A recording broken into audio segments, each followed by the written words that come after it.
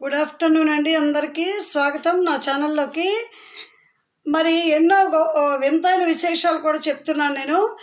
మరి ఇప్పుడు చూడండి, వేలాడే రైలు ఎక్కడైనా చూసారా? ఎప్పుడైనా విన్నారా?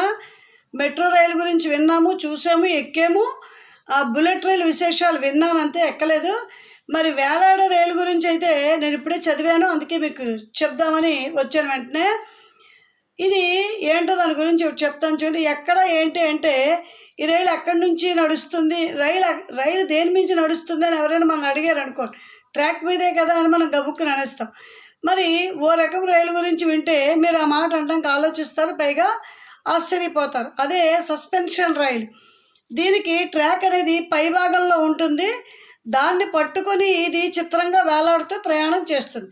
ఇది ఎక్కడ అంటే జర్మనీలోని ఉపర్టల్ ఈ రైల్వే వ్యవస్థకు ప్రసిద్ధి. జర్మనీలోని ఉపర్టల్ ఇలాంటి రైల్వే వ్యవస్థకు ప్రసిద్ధి.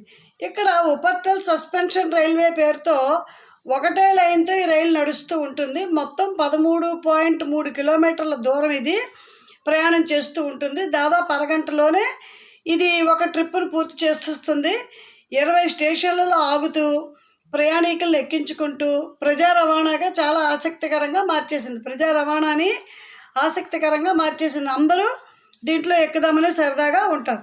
కొంత దూరం కాలువలపైన, మరికొంత దూరం లోయల్లోంచి, ఇంకొంత దూరం రోడ్డు పైన మధ్యలోంచి ఇలాగ కదిలిపోతూ ఉంటుంది. దీనికి విద్యుత్ సాయంతో ఇది పనిచేస్తుంది. భూమికి దాదాపు 38 అడుగుల ఎత్తులో ఇది ప్రయాణం చేస్తుంది. కొన్ని చోట్ల అయితే కింద కార్లు వెళ్తూ ఉంటే పైనుంచి ట్రైన్ వేలాడుతూ సాగిపోతూ ఉంటే చూడడానికి చాలా తమాషాగా అనిపిస్తుంది. ఇక్కడ 1901లోనే ప్రారంభమైన ఈ రైల్వే ఇప్పుడు రోజుకి దాదాపు 82,000 మందిని గమ్యస్థానాలకి చేరుస్తోంది. ఈ రైలుని హ్యాంగింగ్ కార్స్ అని కూడా పిలుస్తారు. అంటే దాని అర్థం వేలాడే కార్లు అని అర్థం. అమెరికాలో టెన్నెసీ, జపాన్లో యునిజు ఇలాంటి మరికొన్ని చోట్ల కూడా ఇలాంటి రైళ్ళు ఉన్నాయంట. సస్పెన్షన్ రైల్ డిజైన్ రూపొందించింది ఎవరు అంటే బ్రిటిష్ ఇంజనీరు హెన్రీ రాబిన్సన్ పాల్మెర్.